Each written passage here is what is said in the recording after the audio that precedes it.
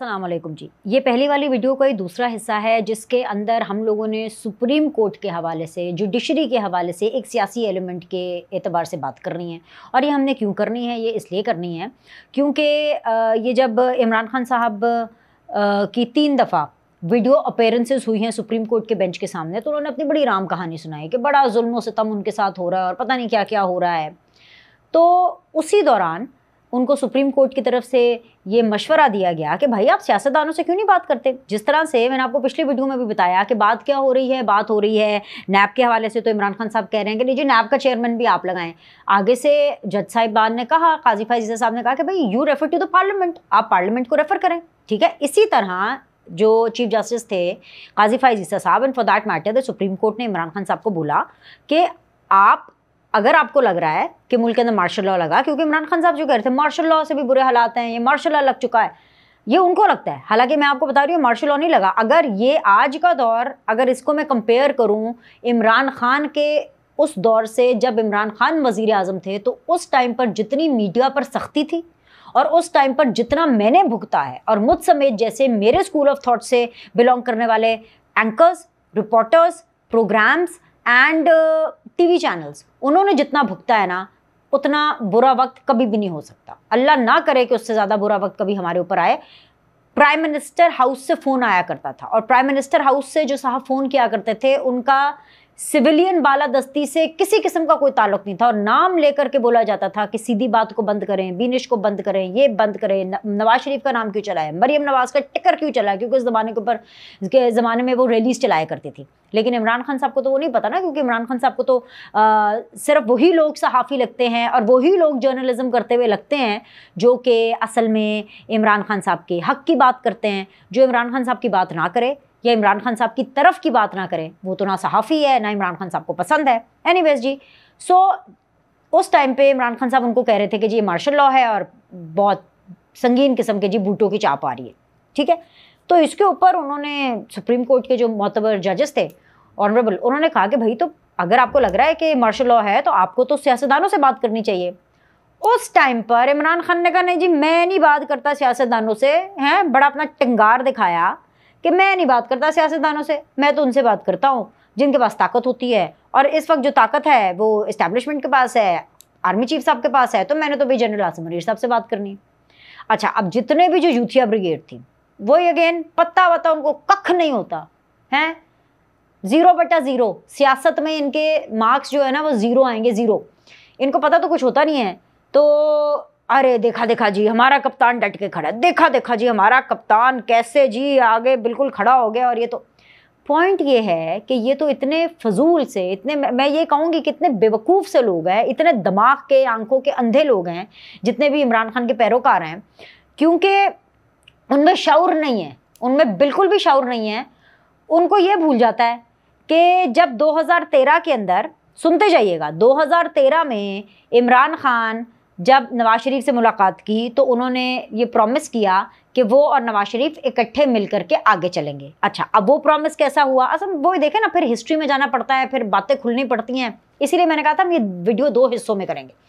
इमरान खान साहब 2013 के अंदर अपनी इलेक्शन कैंपेनिंग के दौरान गिर गए थे। ठीक है, नहीं मतलब इखलाकी तौर पर या सियासी तौर पर नहीं कह रही, वो गिर गए थे जलसे के दौरान, ऊपर से नीचे गिर गए थे। वो हॉस्पिटल में थे और तब सबको बड़ी फिक्रें हो रही थी और तब लोग बड़ी दुआएं कर रहे थे। नवाज शरीफ ने अपनी 2 दिन के लिए कैंपेन मुअत्तल की और नवाज शरीफ चलकर हॉस्पिटल में गए इमरान खान का हाल पूछने के लिए।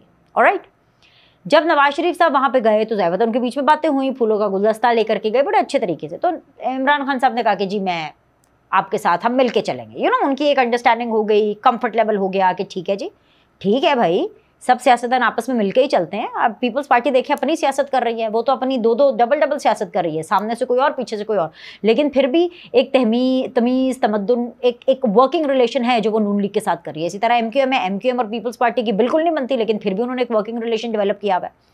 तो इमरान खान साहब ने भी एक वर्किंग रिलेशनशिप का अहद कर लिया था नवाज शरीफ साहब के साथ। और फिर ये मैं उन्हीं जो बेवकूफ़ और शऊर वाले लोग नहीं हैं, जिनको कुछ नहीं पता, जो कल्ट फॉलोइंग है। कल्ट फॉलोइंग क्या होती है कि जो कह दिया बस कह दिया, कुछ सोचना समझना, कोई क्वेश्चन करना ही नहीं। कल्ट फॉलोइंग ने उस टाइम पर भी ये नहीं कहा कि यार ये अभी खान तो अभी उन्होंने नवाज शरीफ के साथ ये प्रॉमिस किया था कि हम साथ मिलकर चलेंगे, तो ये तो अजीब पाशा साहब के कंधों पर बैठ करके, ज़हीरुल इस्लाम साहब के कंधों पर बैठ करके, असल में ज़हीरुल इस्लाम के साथ मिल करके इस्लामाबाद के ऊपर चढ़ाई कर रहे हैं। और चढ़ाई करने के बाद उसी नवाज शरीफ जो कि इनकी अयादत के लिए आया था, उसको जिसके अयादत के ऊपर फेस टू फेस उनको कह रहा था नहीं जी मैं आपके साथ चलेंगे, हम एक वर्किंग रिलेशन बनाएंगे, तो उसको कह रहे हैं कि मैं तुम्हें कॉलर से पकड़ के घसीट के प्राइम मिनिस्टर हाउस से निकालूंगा। वाह वाह वाह वाह वाह वाह।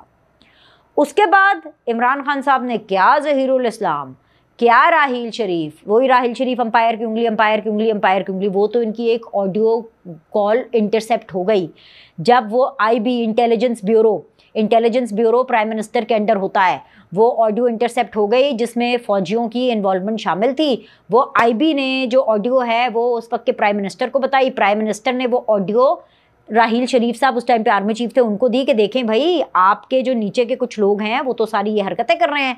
तब राहील शरीफ साहब ने बाकायदा तौर पर एक नोटिस, एक वो राइट आउट, जो जैसे भी कहते हैं प्रेस रिलीज कह ले या व्हाटएवर, जो भी राइट आउट आप उसको कहते हैं, अभी मुझे इस टाइम पे मैं तसलसल में हूँ तो मुझे उसका एग्जैक्टली नाम नहीं पता, तो उन्होंने बाकायदा किया कि ठीक है जी जो फौज है वो मीडिएशन करेगी, क्योंकि इमरान खान साहब ने अंपायर की उंगली, अंपायर की उंगली, अंपायर की उंगली, अंपायर की उंगली, इसका जो राग अलापा हुआ था उससे उस टाइम पर भी जो इस्टेब्लिशमेंट है उसको एक नुकसान पहुंचा, उसकी साख को काफ़ी हद तक नुकसान पहुंचा। अच्छा जी, तब भी जो यूथिया ब्रिगेड थी, क्योंकि शऊर तो है नहीं, कल्ट फॉलोवर है, खान बिल्कुल ठीक है, डट के खड़ा है कप्तान, खान तो ये कर देगा, खान तो नवाज शरीफ को निकाल देगा। अरे भाई निकालना है तो वोटों के दम पर निकालो ना, निकालना है तो पॉलिसी के दम पर निकालो, निकालना है तो अपनी परफॉर्मेंस के दम पर निकालो। ये क्या बात हुई कि निकालना है कि जी नवाज शरीफ को अंदर करके फिर हमने इलेक्शन लड़ना, हमें रेस में नवाज शरीफ नहीं चाहिए, डरपोक भगौड़े सारे के सारे, इनको अंदर करके फिर हमने लड़ना। अच्छा जी, उसके बाद जी क्या हुआ, अभी मामला ख़त्म नहीं हुआ,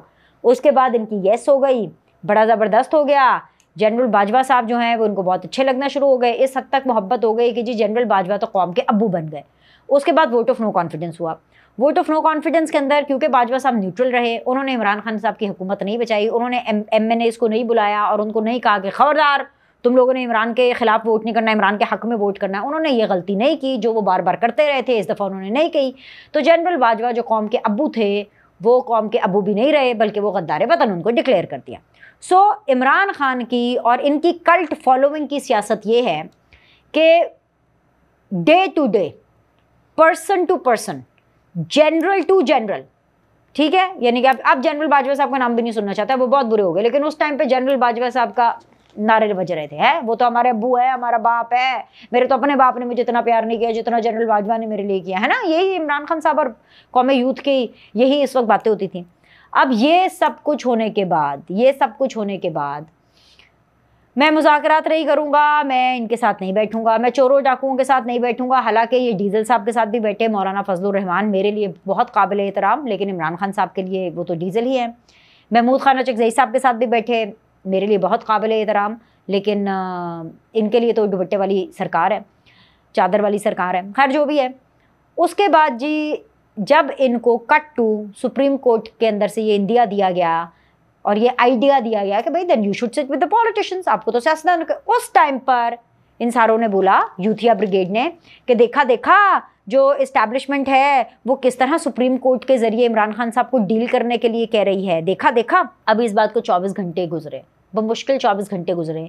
इमरान खान ने बोला गौहर खान साहब के थ्रू, और उससे पहले अहमद अवैस साहब मेरे शो में आए हुए थे, परसों की बात है, यस मंडे को जो मैंने शो किया, अहमद अवैस साहब मेरे शो में थे और अहमद अवैस साहब ने कहा कि खान करेगा मुज़ाकरात, ये सीरियसली कमेटी बनाई, ये खबर है मेरे शो में आकर उन्होंने बोला। तो मैंने कहा कि यार ऐसे जोशे खिताबत में बोल दिया है, इनको अहमद अवैस साहब बेचारों को, मतलब इनकी क्या सुननी है इमरान खान साहब ने, इमरान खान ने तो अपनी मर्जी करनी है।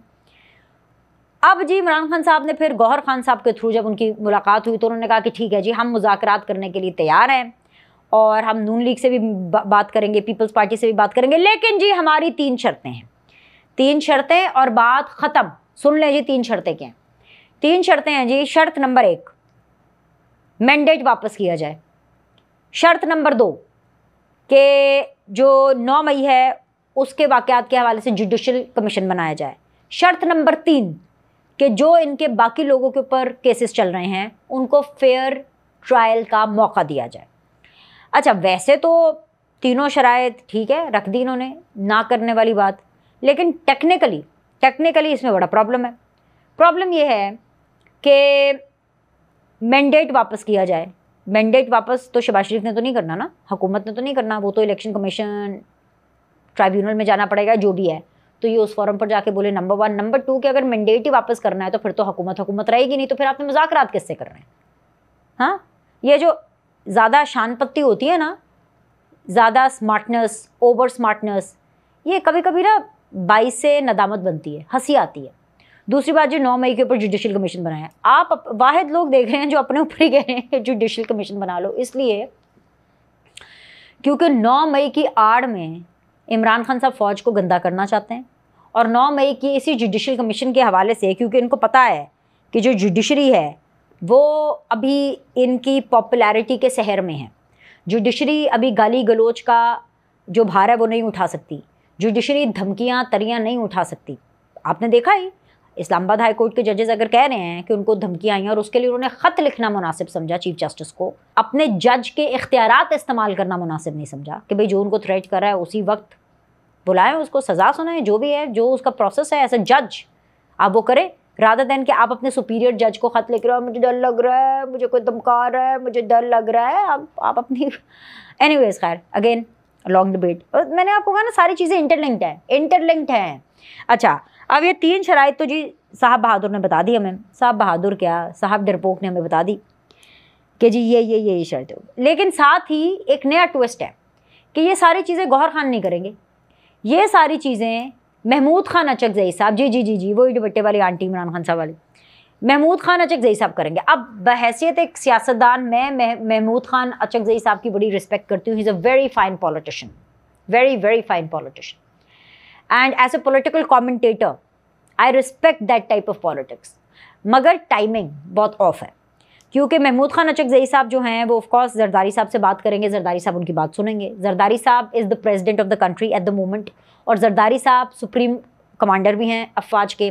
तो वो अफवाज हों, वो जुडिशरी हो, वो पॉलिटिकल पार्टीज़ हों, नवाज शरीफ के साथ उनका बड़ा अच्छा वर्किंग रिलेशन है, शहबाज शरीफ के साथ तो आइडियल है, मतलब कि शहबाज शरीफ साहब तो उनके वज़ीर आज़म है बकौल उनके, सो उनकी बात सुनी जाएगी। Okay, no problem, okay. दूसरी तरफ आ जाएं, नवाज शरीफ की अगर हम बात करें तो महमूद खान अचकज़ई साहब नवाज शरीफ साहब को भी बहुत वैल्यू करते हैं, नवाज शरीफ साहब भी महमूद खान अचकज़ई साहब की बहुत इज़्ज़त और एहतराम करते हैं। बल्कि मुझे याद है 2013 में, अभी मैं नई उस टाइम पे मैंने इस्लामाबाद पार्लियामेंट में रिपोर्टिंग अपनी शुरू की थी, तो तब जब ये इलेक्शन जीते शरीफ ब्रदर्स, तो तब पता था कि शायद मियाँ साहब जो है ना वो speaker national assembly Mahmood Khan Achakzai साहब को लगाते, और तो हम सारे बड़े हो गए कि यार महमूद खान अचकज़ई साहब अगर स्पीकर बन गए नेशनल असम्बली के तो ये तो किसी को बोलने नहीं देंगे, तो किसी को कुसकने नहीं देंगे, बड़े स्ट्रिक्ट एंड लाइक बहुत रिजिड किस्म के पॉलिटिशियन है। खैर एनीवेज जी, तो they share a long association with Nawaz Sharif, तो उनकी भी बात हो जाएगी। लेकिन महमूद खान अचकज़ई साहब की ना इस्टेब्लिशमेंट से नहीं बन रही है। सो अब इस्टेब्लिशमेंट को मनाएगा कौन? क्योंकि आसिफ अली जरदारी साहब, शहबाज शरीफ साहब एंड जनरल आसिम मुनीर साहब, इन सब की आपस में बन रही है, और जो मौजूदा सेटअप अभी चल रहा है इसको अभी चलाना है, और इसको मजबूरी में नहीं चलाना, इसलिए चलाना क्योंकि ये सब खुश हैं आपस में, इनका एक अच्छा वर्किंग रिलेशन, एक रैपर बन जाती है ना। भाई देखिए, मैं एक शो कर रही हूँ, मैं टीवी पे एक शो करती हूँ, मेरा एक एग्जीक्यूटिव प्रोड्यूसर है, मेरा प्रोड्यूसर है, कोऑर्डिनेटर है, मेरा एक एपी है, मेरी उस टीम के साथ मैं एक जेलिन हो गई हूँ। अब आगे मैं कहीं और जाऊँ या मुझे कोई और अपॉर्चुनिटी मिले तो मैं तो कहूँगी कि मैं अपनी टीम को ही लेकर आऊँ, आप समझ रहे हैं? सो एक जेलिन हो जाती है आपकी टीम। इसी तरह ये टीम अब जेलिन हो चुकी है। अब इसके अंदर मज़ीद कोई ऐसी चीज़ जानबूझ के सिर्फ एक शख्स को, उसकी ज़िद को, उसकी सो कॉल्ड अना को तस्कीन पहुंचाने के लिए, वो भी ऐसे पॉइंट ऑफ टाइम पे जब उसको पता चल गया कि भाई मैं इस हुकूमत के होते हुए, मैं इस आर्मी चीफ के होते हुए, मैं इस सदर के होते हुए बाहर नहीं आ सकता जेल से, तो अब मैं क्या करूं? तो मैं अदलिया के कंधे पे बंदूक रख के चलाता हूं, और फायर मेरे हिस्से का करेंगे जी महमूद खान अचकज़ई साहब। तो इमरान खान को एक नया खिलौना मिल गया है, और ये खिलौना उनका महमूद खान अचकज़ई साहब है। लेकिन इसमें सक्सेस रेशो, कामयाबी का रेशो, इस बंदूक और गोली चलने में और निशाने तक पहुंचने में जो कामयाबी का रेशो है ना जनाब, वो 50-50 है। और वो भी 50-50 में महमूद खान अचकज़ई साहब के ताल्लुकात जरदारी साहब एंड नवाज शरीफ, PMLN, पीपल्स पार्टी, इनकी बेस पर कह रही हूँ। अगर मैं इनको भी माइनस कर दूँ तो फिर तो 20% है निशाने पर लगने के, राइट? अब ये अब आपको मुझे लगता है कि मैंने आपको पूरी स्टोरी जो है वो सही तरह बता दी है कि किस तरह जुडिशरी, सियासत, इमरान खान और इनका खिलवाड़ और इमरान खान और इनके नए नए खिलौने, न्यू टॉयज़ इनके जो हैं वो सामने आ रहे हैं, और किस तरह इमरान खान साहब जो हैं इनका इस्तेमाल करना चाह रहे हैं सिर्फ किस लिए कि जी वो जेल से बाहर आए और सीधा वजारत उज़्मा पर बैठे बस। अरे क्या हो जाएगा अगर ऑपोजिशन में बैठेंगे तो क्या हो जाएगा? मैं तो बल्कि एनीवेज खैर फिर बात लंबी हो जाती है। कंसिडरिंग एक वो शख्स जिसको एक मुल्क का वज़ीर आज़म बनने का मौका मिले, एक वो शख्स जो कि ये मानता और ये क्लेम करता है कि जी मेरी बड़ी पॉपुलैरिटी और मैं बहुत ही पॉपुलर हूँ, तो उसको तो बल्कि ये चाहिए कि वो अपने केसेस को फेस करके बाहर आएँ, कोई एक नेशनल असेंबली की सीट किसी की खाली करवाएं, उस पर बाई इलेक्शन लड़ें, बाई इलेक्शन लड़के तो आप जो है वो असेंबली में आएँ और ऑपोजिशन बेंचेस पर बैठें और असेंबली के अंदर आप खूब जश्न लगाएं। होना तो ये चाहिए अगर आपकी जमहूरी अप्रोच है। भाई लड़ो ना। ये कैसे स्पोर्ट्समैन है ना, बहैसियत एक स्पोर्ट्समैन इनके अंदर मुझे स्पोर्ट्समैन स्पिरिट नज़र आती है ना, इसमें ऐसा पॉलिटिशियन मुझे इनमें एक फाइटिंग स्पिरिट नज़र आती है। इमरान खान टूट गया है, बल्कि वो टूटा हुआ ही था, उनमें लड़ने का मादा ही नहीं है, वो लड़ना ही नहीं चाहते हैं। पर इनको कौन बताया कि there is nothing like a free lunch in this world. इनको ठीक है माजी में इनकी तिगड़ियों के साथ इनको फ्री लंचेस मिलते होंगे, बट ऐसा नहीं होता दुनिया में। हर चीज़ की एक प्राइस होती है, आपको अर्न करनी पड़ती है वो चीज़। Imran Khan needs to earn वजारत उज़्मा, क्योंकि ऐसा उन्होंने कोई दूध और शहद की नहरें बहाई नहीं है, टू बी वेरी ऑनेस्ट। अब जी ख़त लिख रहे हैं, खत लिख रहे हैं कि जी हम ये बात करेंगे, तो ख़त इन्होंने लिखना है काजी फ़ाइज़ ईसा साहब को।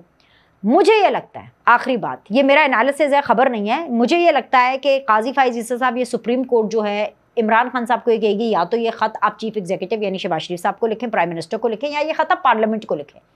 क्योंकि जो अदलिया है, जो सुप्रीम कोर्ट है, उसके पास और भी बहुत ज़्यादा काम है करने के लिए। और क्या वो होल हार्टेडली बीच में आकर के इनकी लड़ाई को सॉर्ट आउट करना चाहेंगी? क्योंकि सुप्रीम कोर्ट के अंदर अपना बहुत ज़्यादा मैस है, जुडिशरी के अंदर ऑलरेडी बहुत ज़्यादा मैस है, और जुडिशरी के ऊपर सवाल भी बहुत उठ रहे हैं, उंगलियां भी बहुत उठ रही हैं, उनकी बायसनेस, उनके रोल के हवाले से भी बहुत ज़्यादा सवाल उठ रहा है। सो जहाँ तक मुझे अंडरस्टैंडिंग है काजी फ़ाइज़ ईसा साहब की अभी पूरी वर्किंग देखते हुए और सुप्रीम कोर्ट की जो वर्किंग है, so I personally think that ultimately इनको यही कहा जाएगा कि पार्लियामेंट और शहबाज शरीफ साहब वगैरह से बात करें, और फिर इसीलिए जो है, और शायद कहीं ना कहीं इमरान खान साहब को इस बात का पता है, इसीलिए उन्होंने महमूद खान नचकज़ई साहब को अपना नया टॉय नॉमिनेट किया। एनीवेज अभी के लिए इतना ही। लाइक करें, सब्सक्राइब करें। कोशिश करेंगे कि अगर बजट हमें अगली वीडियो तक समझ आ गया हुआ, मेरे पास पूरी उसकी एब्जॉर्प्शन हो गई हुई, तो हम उस पर बात करेंगे, आपको बताएंगे कि जी कुछ क्या खुशखबरी है और कहाँ कहाँ आपको मोहतात होना है। नहीं तो पाकिस्तान के अंदर सियासत तो चल ही रही है। देखते हैं कि अगली वीडियो के अंदर हम आपके लिए नया क्या लेकर आते हैं। लाइक करें, सब्सक्राइब करें, फिर मिलते हैं।